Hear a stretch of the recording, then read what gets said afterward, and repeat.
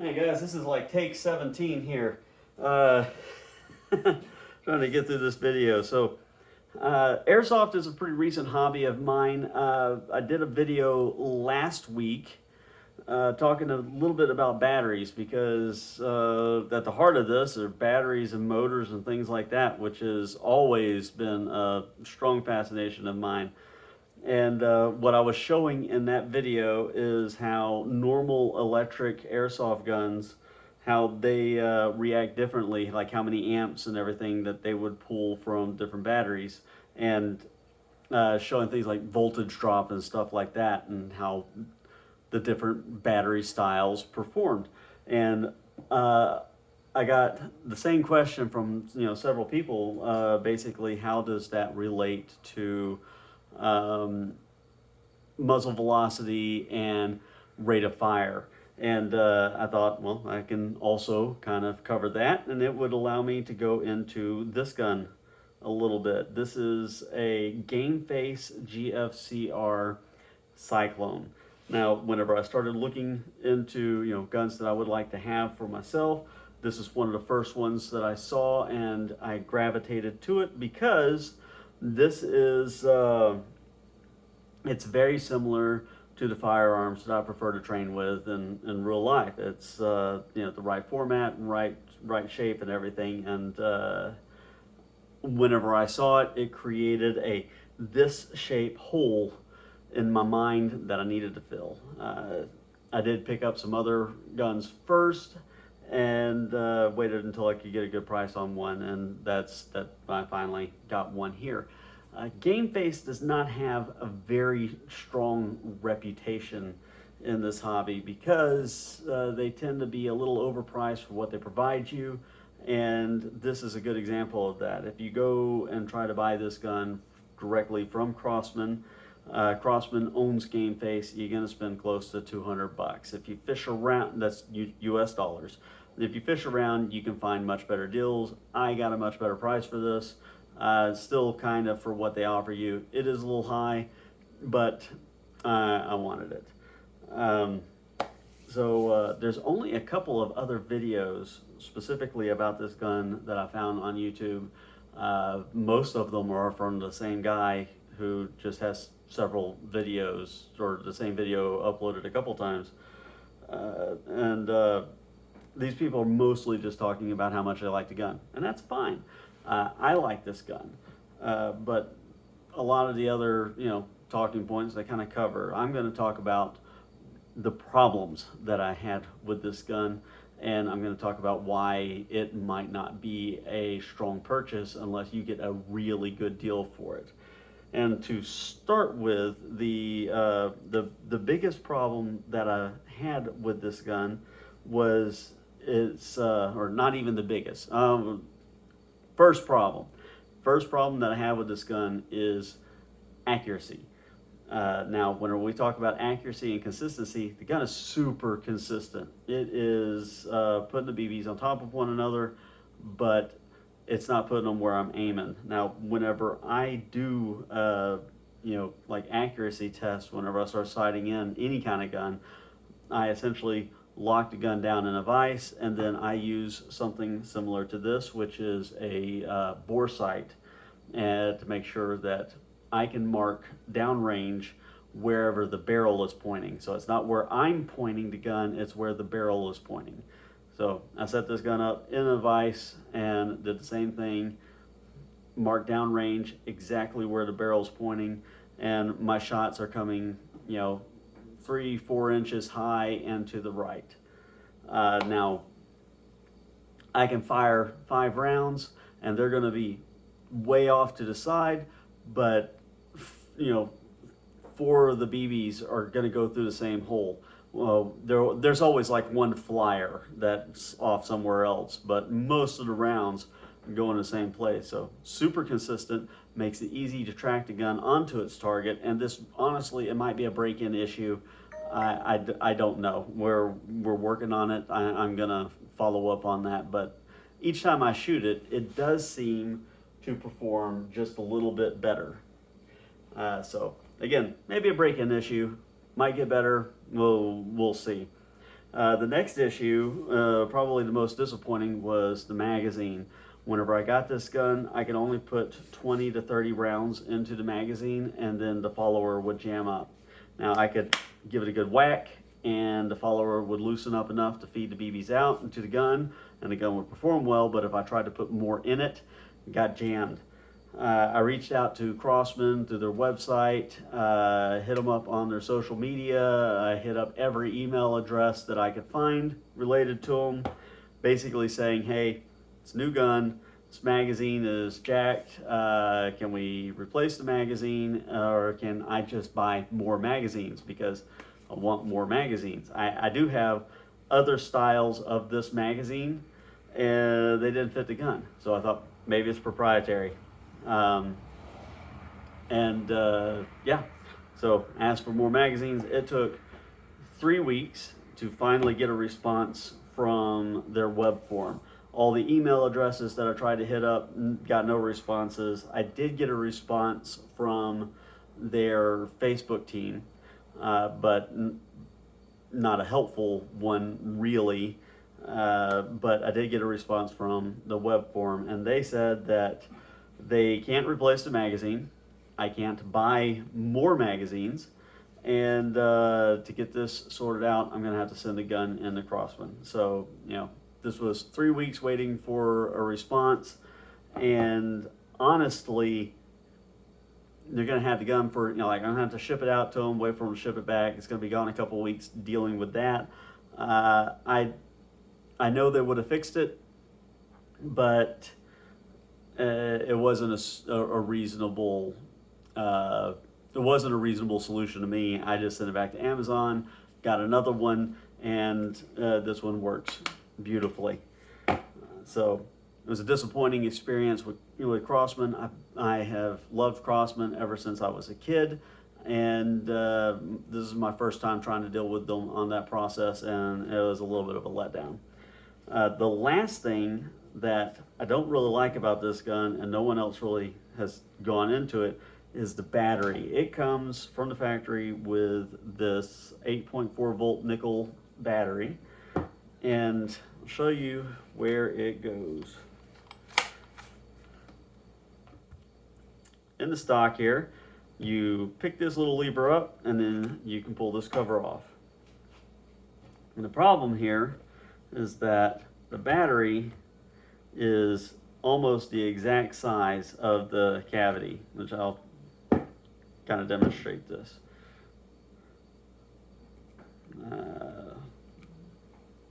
Plug the battery in. I have to wedge the battery in, and I also have to make sure that the clip is facing to the outside. I have to wedge the battery, or the clip in, or connector in there, slip the battery in beside it. I'd have to cram the connector and the wires in there as much as I can, and then I can get the cover on. And now this is not a tremendously huge process, but all my other guns, it's literally plug it in, put the cover on, and I'm done. So super easy, super fast. There's no technique to get it done.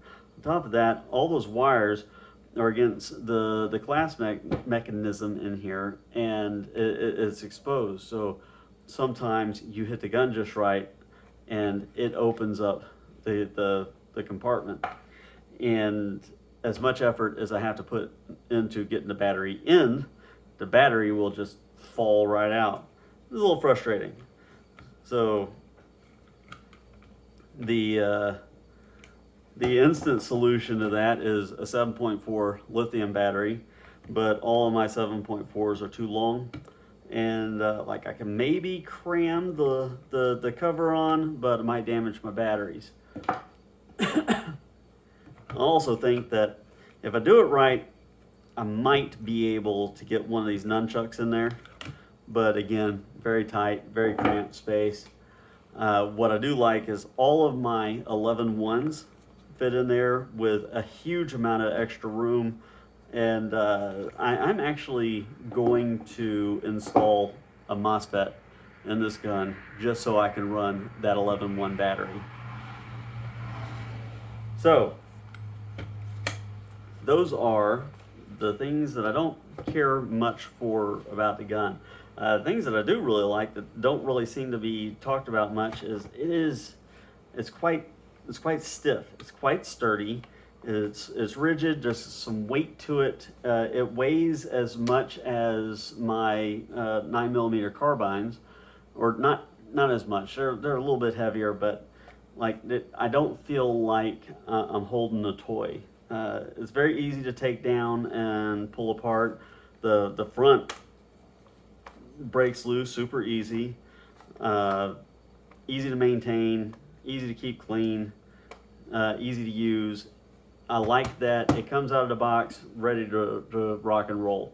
Now, after you charge a battery, but it does come with the battery. It even comes with BBs. It comes with sights. So whenever you get this, you can use it. Now, something that I found out, and it was in trying to figure out magazine solution, I learned from a fellow on Reddit that this is a copy of an old version, or a gun that's been around for a while, called a Well PCC. And in looking at that one, there's been a lot of copies of that gun. They are all almost identical to this one, dimensionally or physically. Like there's varying qualities and stuff. And there's even a Norwich model, which seems to be very popular, which is the SSR9. That one seems to get around a lot. And in all of that, I learned that these magazines that are set up for the SSR9 fit this gun. On top of that, Norwich has all, and I hope I'm saying that correctly, they have all of their parts for the SSR9 individually available and listed on their website, and they all fit this gun. So there is upgrade potential. There is an aftermarket for it. You start out probably spending a little bit more money for this gun, depending on how much money, and what kind of deal you get for it, but you do have places to go with it versus some of Gameface's other models. So there's that. This is what I think about the gun. There's some options out there for it. It's actually, I think that if you can get it for under $150 US, this is a pretty acceptable buy. There's, I can't say that there's other models like there's a couple of KWA PCC style models. There's the Arcturus LWT Mark III, roughly the same format, but uses an M4 magazine. I also have one of those. Excellent buy, roughly the same cost, about $150. And that one already comes with a MOSFET, but no battery. So, pros and cons. So this is where we're starting with this one. Whenever I do the MOSFET on this, I'm going to do a video on that, showing the full breakdown, exactly how I'm going to wire it up, and I'm going to try to set it up to where it's something that's easily duplicated for a minimal budget for anybody else who wants to go about that. So having gone over all of that, I'm going to do the same battery test with this one that I did in my last video, showing feet per second and how many rounds it fires per second, going through all 4 battery styles. We are going to start with the 7.4 LiPo. All these are fully charged. Oh. Now, I do want to add, I'm going to be doing this test with an X-Radar chronograph. I don't really like this thing. I haven't seen anybody use this with airsoft. A lot with paintball videos, but not with airsoft videos. All right. So we're gonna do 5 shots. Semi. Wait. Gotta have magazine in it. 323, 323, 324, 320, 319. So if I'm doing the math in my head right, that's 321. and this is something important, is that like feet per second shouldn't ever really change much, because that's a mechanical process. It's a piston that's being drawn back. Whenever the piston lets go, like the battery's not driving it. So having a different battery in there should not have an effect on whether or not, different batteries should not affect muzzle velocity. Okay, so 321 feet per second, 7.4. Let's do RPS. 13 rounds per second using the 7.4. Go back and write 13. Okay, now we are doing the factory supplied 8.4 nickel battery.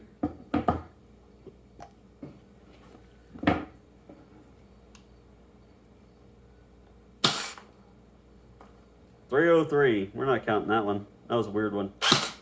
316, 318, 317, 313, 316.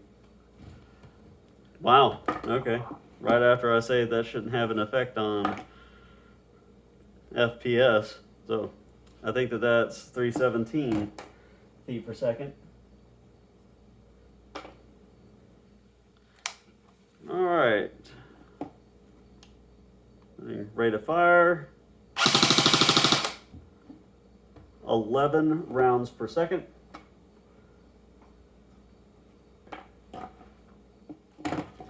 So 317 feet per second and 11 rounds per second with the 8.4. Now again, it's going to be really difficult to even use the nunchuck with this gun, but we're going to do a test with it anyway.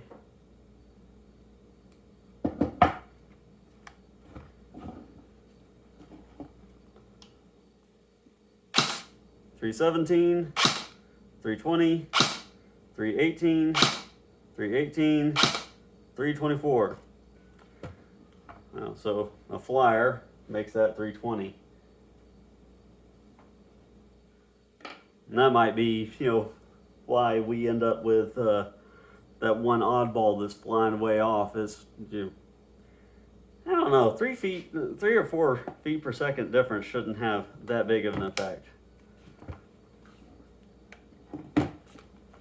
Alright, so rate of fire. 13 rounds per second.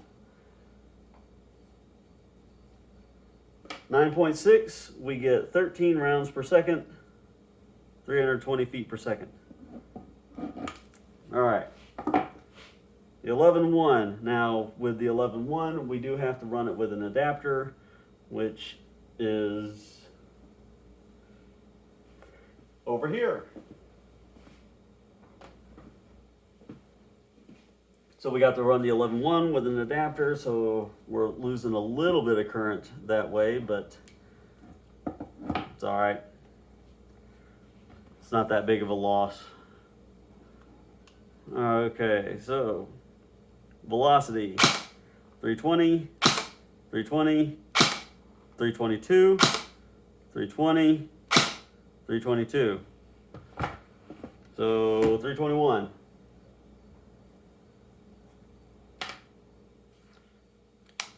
Rate of fire.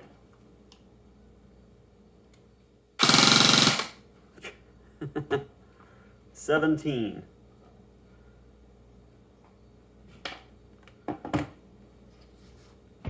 So, reiterating.